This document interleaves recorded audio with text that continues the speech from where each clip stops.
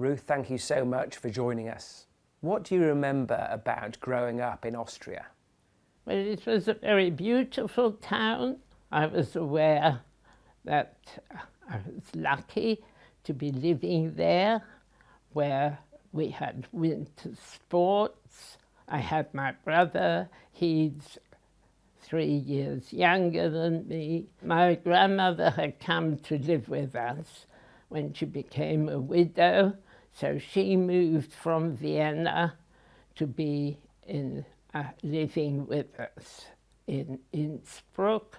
She looked after my brother, she did the cooking, and she was there all the time. My parents went to work in the morning, my father quite early, my mother a bit later, and my mother worked in the shop, but at the back of the shop she also had a little business going of making pillowcases, duvet covers and so on to order, and so she used to embroider the people's initials, so that was the big deal on there. And life at that point was happy?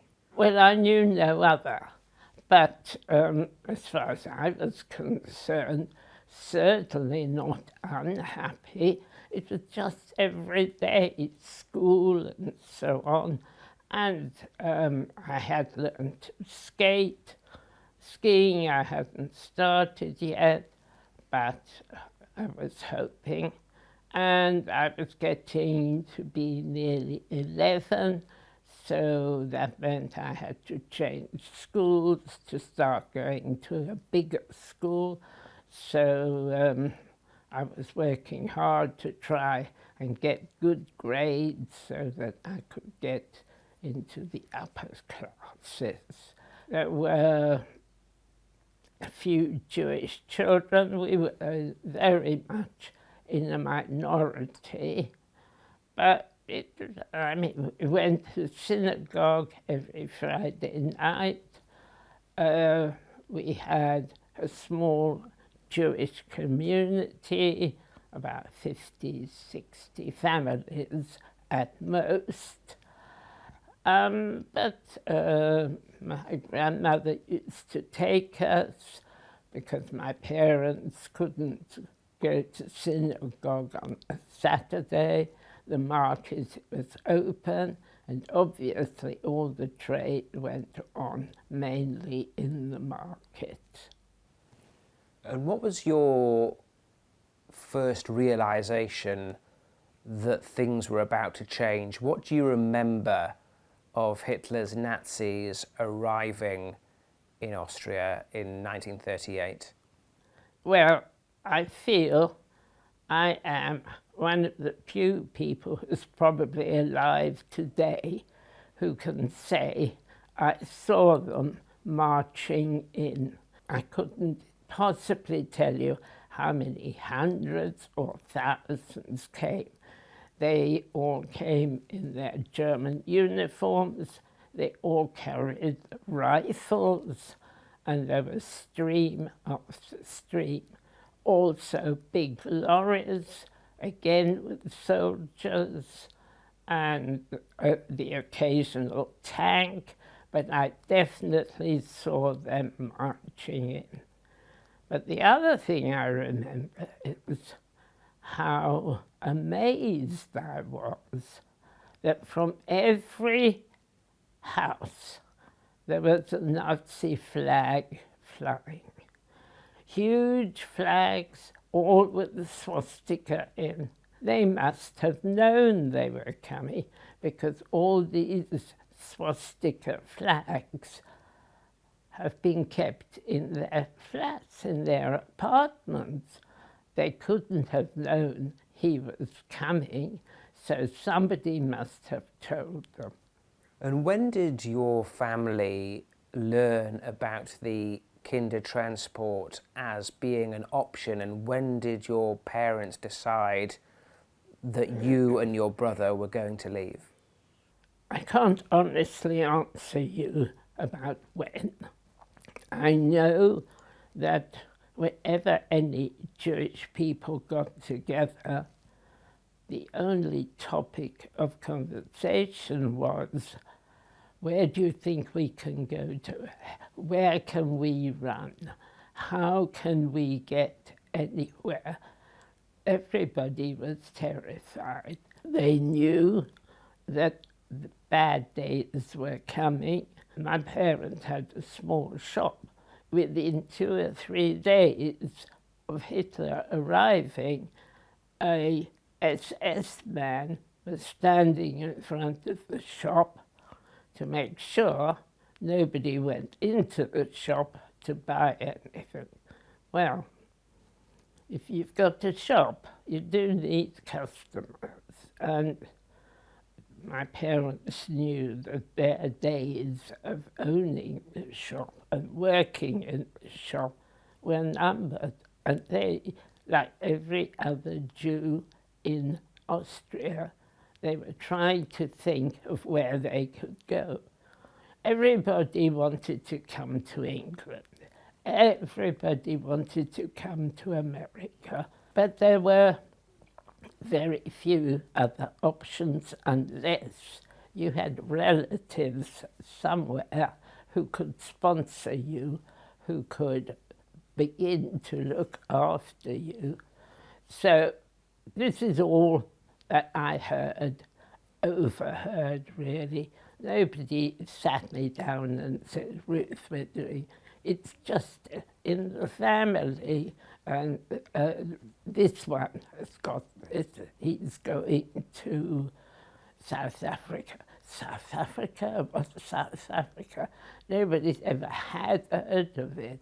And as for Kindertransport, you see, my father, well, we had been forcibly sent to Vienna, and we had to leave Innsbruck. But when he went to Vienna, there were no opportunities of earning a living, of having work.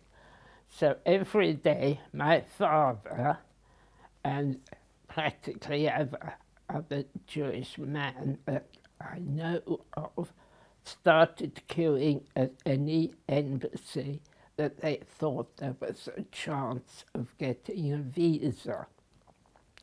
And in this queue, my father heard that there was an opportunity for children to escape on the Kindertransport.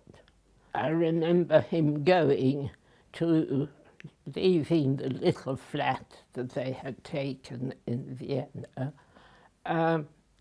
to going to this meeting in the evening. You had to be so careful because if the police caught you, you were in prison, you were in a camp. So anyway, he went. And I clearly remember he came home and he was jubilant. He said, look, I've got 2 places. So my mother and my grandmother, how awful. How are we going to move? You can't send these children away. You can't think of sending this girl of 10, this boy of 7. They're just children. How can you begin to think? So my father, he was only a little man, he said, these children are going. They must live their lives. And that's how it started. I think he got a place through the organization in Innsbruck. I think they were offered 2 places, maybe more. Tell us about that journey. What was it like for you and your brother? Everybody talks about the parting from your parents. I've been dreading that. And I can't remember a thing about it. It's absolutely it was all so rushed. 1 minute we were there at the station with my parents, and my grandmother wasn't there. My parents were there, and my mother was saying, be a good girl, just obey people, look after your brother, make sure you stay together. And she'd written me a note in English to make sure that we stayed together. And frankly, to be perfectly honest, we went to the station, it was dark, and 1 minute I was with my parents, and the next minute I was alone with Harry, with my brother. We went down to the train, and my compartment was for girls of 10. My brother's compartment was for children of 7, which is a few doors down. And so I kept saying, oh, I must be with my brother. And they said, you will be, just settle down, we're here with your age group. And we came, we had a little suitcase with underwear and things like that. My parents and every parent was too frightened to put even a little chain in, because there had been stories of children being taken off the train and sent, nobody knows where. So my parents had been very careful. And we just settled into the train as best as we could. It was a long journey. We went by train from Vienna right the way, all the way along Germany. All of a sudden, we heard cheering from the earlier part of the train. And then we knew that we had escaped Germany, and the whole carriage burst into a song, I think, I can't truly remember, but it was a completely lifting of spirits. And as soon as the first stop, when we were in Holland, these lovely Dutch ladies came with milk and chocolate and anything to make us welcome, and we stayed there for a little while, and especially the older children who knew more, they started singing Hebrew songs, and it was a time of jubilation, of course. And when we got to the hook of Holland, we got off and we got onto a ship, and either my brother or myself, we went very well. We had sickness and so on, and then we landed in England, and it wasn't a bit like I expected. It was cold, it was wet, there was snow on the ground, really deep snow. This is Harwich, which is a seaside town, and it was not the land that I had expected to see, with the beautiful lawns and the sunshine, but we landed and somehow we were shepherded off the train, and I think it was a kind of bus, and it took us to a holiday camp. It wasn't Butlins, but something like that. Once again, I was separated from my brother. He was with the boys of 6 and 7. I was with the girls of 10 and so on. It took us a few days, and really it was the most suitable place for children to go. It was cold, you couldn't heat it properly, but it was segregated, the boys and girls, and children of different ages, more or less, of same ages, more or less shared accommodation and so on.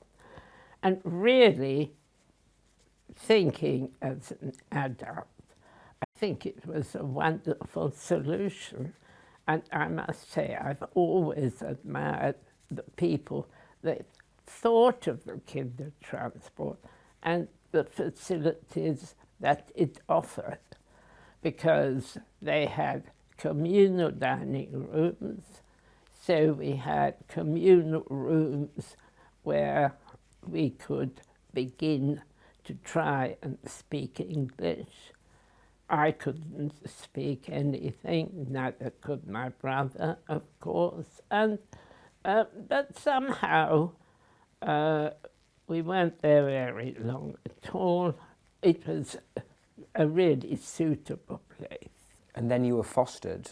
Well, I didn't know very much about proceedings here at all, but I think they tried to teach us a bit of English, but very few days after we arrived, all of a sudden, my brother came with a man nobody had ever seen before, an Englishman, and he came and they spoke to the teacher, a person who was dealing with me and my group, and it came to pass that this man had come from Sussex, and he was a representative of somebody to deal with the Kindertransport. And he had some places in Sussex who were able to and willing to take some children. Well, I mean, completely strange, utter strangeness. So this man, he seemed all right. But anyway, I had to do as I was told. So there was Harry, my brother, and me, and I think 2 or 3 other children. I honestly can't remember. And we were going in this man's car. And there was a young woman with him. Whether she was his wife, his daughter, I have no idea. And we started on a journey in a car. Well, this was very unusual for us. I certainly hadn't been in a private car for so long, and it was a bit of an adventure, something different. Anyway, we were these children and the man was driving, and then came the point where each child was placed in their new home. And we came to a little, it's not a farm, a small holding with an elderly couple, very elderly, and they had a small holding, and it all smelled of paraffin, and I didn't like the look of it at all, and they wanted to leave my brother Harry there. So I said, no, I want to stay with him, well, it's only for a few days because we can't find a place at the moment. But I think the young woman that came with us could speak German, so she could convey everything. So what do I say? So I say, and of course Harry started crying and crying, and he cried and cried days. I didn't know any of this. I mean, I'm forced to go back into the car with the others, and the man whose car it was said, and the girl conveyed it to me, that he's taking me to his home. Well, so I was like the last one. I think that's how I'm not swearing to it. This is how I remember it. Anyway, we went to this man's house, and it was a large bungalow in a large garden, and it looked beautiful. And he had 3 children of his own, a boy of about 6, a girl of about 4, and a baby, and a wife, of course, and, well, I thought a biggish house, quite luxurious, certainly a much higher standard than we had at home. So the biggest problem was they didn't speak German.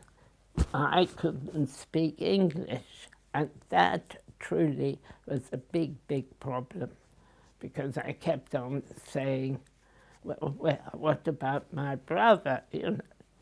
Anyway, it showed me to a room, so I had a room to myself, and it was a modern house, and I soon got used to the house, and eating funny food, some acceptable, some wasn't, and tea. We had tea when we were ill. We didn't have tea any other time. And it was strange, very, very strange. But, you know, children adjust. And I kept on nagging and saying, what about my brother Harry? But I think they sort of passed the buck. They couldn't really tell me what had happened to him. But apart from that, I was perfectly happy. I was very frustrated not being able to communicate, very. And you know what kids are. One day they'd tell me this was called butter, and the next day they'd say it's milk. You know, the things that children play. And I wasn't there very long with them, and they told me that they had moved my brother to a boarding school, and he was much happier there with other children, also without parents, and he was settling down. And I settled down very nicely. The lady of the house was very good. Every day when she was feeding her baby, she would say, "Come on, Ruth, sit down. I'm going to read to you." And every day, every morning, she would bring me a nursery rhyme, something suitable for children. And I began to settle down very nicely. I used to play with the children in the garden, and life, it grew, it became familiar, and my English improved. And one day the lady came and she said, "Right, Ruth, you read to me today." And as I'd absorbed English, I started with Lee. So eventually you pick it up. It's just because you're familiar, you've learned the language. You don't learn the language, you absorb it. I mean, it's quite different learning a language. But this was just absorbing it. You're surrounded by it. It just comes in. They were very kind to me. They were well-to-do people, and I was very happy there. I heard from my parents once a week. I sent them a letter once a week. And when it was my birthday, which was March, which was like 3 months later, they organized a telephone call to my parents. And I think my parents were very happy that I was in good hands. Of course, I broke down completely once I was speaking to them, and they said, "Don't worry, we're coming, we're coming." That was always their story. But then it was 1939, and there was rumors of war. And so one of the maids left. She got a job in the munitions factory, and then the other one left. And so the lady of the house, you know, kept talking to me, and she was saying, "I wish I could find somebody." And so one day I plucked up courage and I said, "Why don't you send for my mother? She's such a good cook." And she said, "Oh, well, I'll think about it." Well, my mother didn't cook. My grandmother cooked. My mother was in the shop. She was busy. My grandmother cooked. But I thought, well, let's see. I mean, it can't hurt. This went on for a bit, and then she said, "I've thought about it, Ruth, and I'm going to send for your mother." So I thought a little bit, and I said, "Oh, my father would be so good in the garden." I didn't know what else to say. We didn't have a garden. We had a flat. Nobody in Austria had a flat with a garden. Nobody. My father, he didn't know a flower from a weed. I had no idea what he knew about gardening, but I thought. I tried it with the cook business, so I just thought, maybe. Anything to get them out? Well, because I was desperate, I was longing to see them, and I couldn't. As a child of 10, 11 by now, I couldn't achieve anything. We had nobody in America who could sponsor us. We really had no chance of anywhere. And my parents were still trying to escape Vienna. So these very, very good, kind people sponsored these two people, the cook and the gardener. Well, it took a long time, but what I had no idea of was to sponsor these people as domestics. You had to pay £50.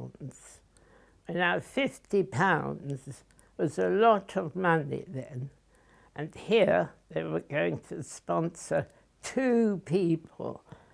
So I didn't know that there was anything like that going on. I was a child. Nobody talked about that. And then it started, the waiting. Have the papers come? Have the papers come? Is there anything in the post today? You know. And eventually, time was really getting on by now. The papers did come, but also September the 3rd was coming, when all borders would be closed. And it truly was the last weekend, one of the last trains out of Vienna, that my parents came. How did you feel when you saw them? Well, completely overwhelmed, completely. They are crying, we are crying. It's indescribable, really. My parents were overjoyed. I was deliriously happy. They drove us there to see Harry, my brother. And you won't believe this, but my brother could no longer speak German. He'd forgotten his German. He'd been there 9 months and had never spoken German. So my mother was in floods of tears, you can imagine. She longed to hold her children, talk to them, and he couldn't understand it. Well, of course, within a week, 2 weeks, he had regained his German. And from then on, what was life in England like for your family? Hard. Difficult for my parents with the language. I think my father settled down brilliantly. He just got on with whatever job they told him to do. He painted the walls. I'm not saying he built a cupboard, but he could put a screw in. He had been a painter, had trained in Vienna, and so he could do that. My mother must have found it much more difficult, because cooking for a lot of people, when she'd hardly done it was difficult for her. And their loss of status, yes, here they were servants.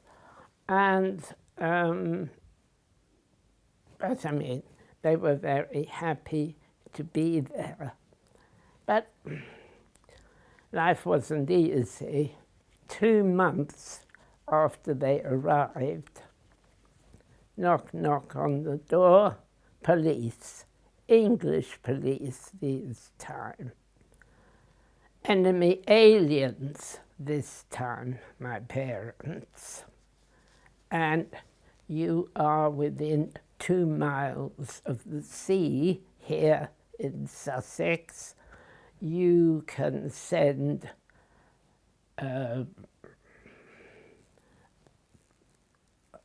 information to the U-boats of where the ports are and everything.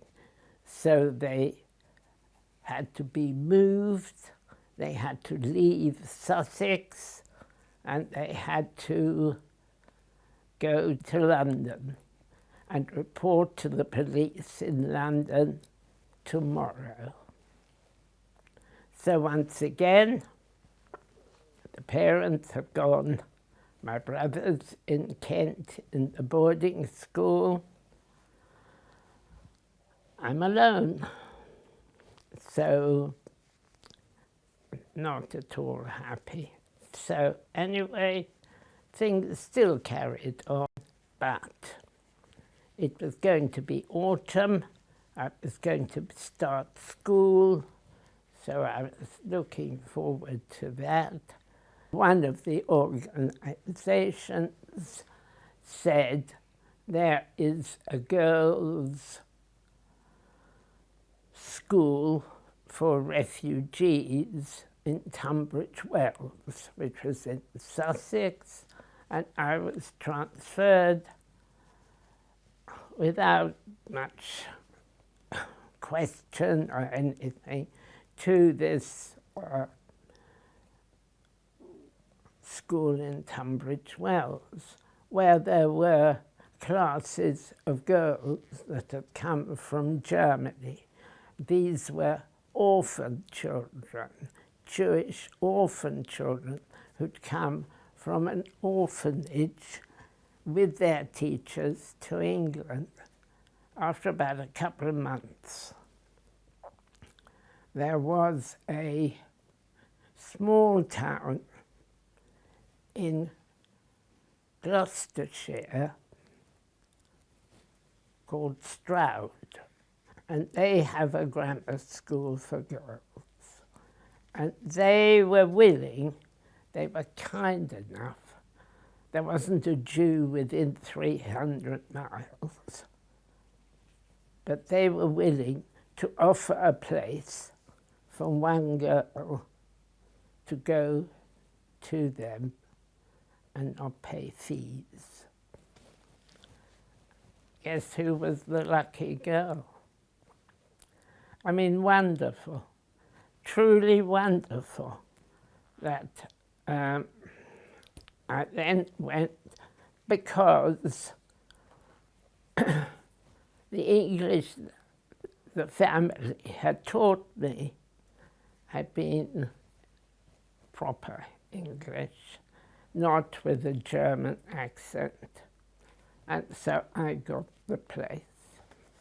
And another story begins, because now I was the one without a place, without a home. My parents were struggling. My parents, I reckon, had so little money. My mother was doing alterations. My father was trying to sell torch batteries from door to door. But then my mother started doing things. They lived in one room, and in Kilburn, everything was going very nicely. When the bombing started, they couldn't possibly have me home. There was just no money.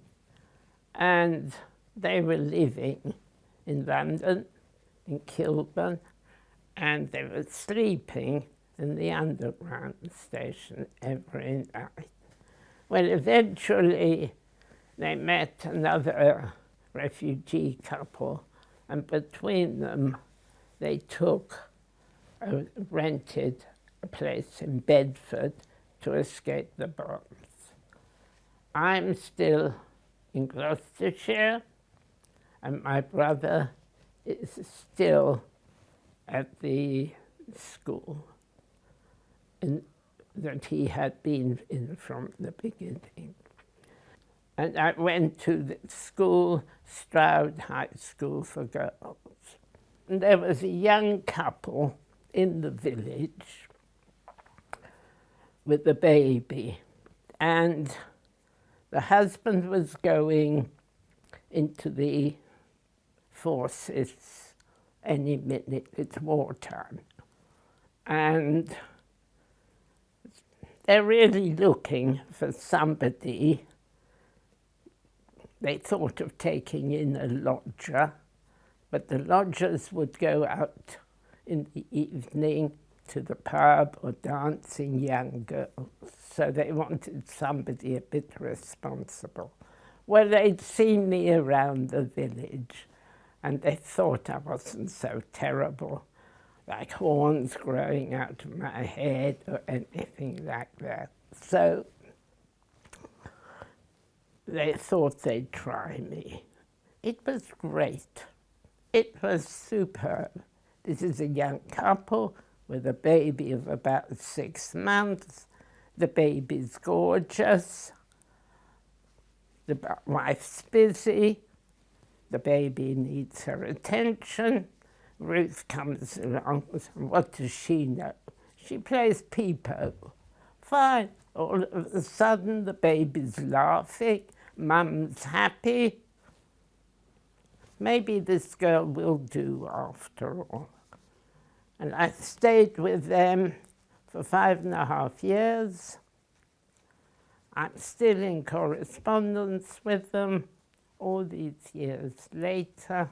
I mean, they've long died, but the daughter-in-law, I went to Stroud. I made AJ, I went on a trip to Cheltenham. So Janet, my older daughter, and I went to Cheltenham for the weekend, and of course I invited her and her daughter to come and see me. And it was just wonderful reunion. So the war finishes. When did you start to understand the horrors of the Holocaust and what happened to your grandmother? When my mother left, she took my grandmother and placed her in the Jewish old age home and left as much money as she had with them. Now, there was no way anybody was going to rescue my grandmother in her 80s. And she went to Theresienstadt. That's the first one, and that wasn't too bad. Then she went into Auschwitz. Well, but I didn't know that. Both my brother and my father kept that from me. And when I asked, so have you heard anything? No, we haven't heard anything. And then when the war ended, what happened, they just said she perished. And frankly, that's all I know, that she died in Auschwitz, because they just cleared all the old people out and put them into Auschwitz. So life after the war in England, tell us how that developed and how your life was in England. What did you feel? I have to say, my life in England has been wonderful. I am one of the most fortunate people you will ever meet, because life in England has been more than good to me. I've met wonderful people. I've had a wonderful marriage. I was very happy with my husband. I have 2 lovely daughters. I've got a boy and a girl as grandchildren, and I have had nothing but joy and kindness and consideration from everybody that I have met. And how patriotic do you feel about England? Well, extremely. I feel England is not the England I came to in 1938, and I'm sorry for that. But I have to accept life goes on, life changes. Generations today, I think, are so clever. I think you, who manage all these weird and wonderful wires, I think you're brilliant. I really mean that. I'm terrible. I really am. I can just about do an iPad, just about. I'm hopeless. So I have had an incredible life. Truly, truly incredible. And part of that incredible life has seen you be part of the Association of Jewish Refugees charity and incredible events like meeting King Charles. Tell us what that was like. I mean, that was unbelievable. It is truly unbelievable. I have met and shook the hand, shaken the hands of the King of England. Now, if you had told me that in 1938-39, nobody would have believed you. Everybody would have laughed at you. And I have to say, I'm truly, greatly indebted to him and to my Queen. I love the Queen. She's a girl. When she became Queen, she's just 2 or 3 years older than me, and to take on this burden of running not a country, an empire, I thought, what a wonderful person. And she has obviously passed all her good deeds and everything onto the King. I think I can only speak from personal experience. He has been incredible. How would I expect to meet him? I mean, that would never have entered my head. You've enjoyed a wonderful life, as you've said, in England, but how worried have you been in seeing some of the anti-Semitism around the world that has followed the terror attack in Israel on October the 7th? Well, I feel helpless.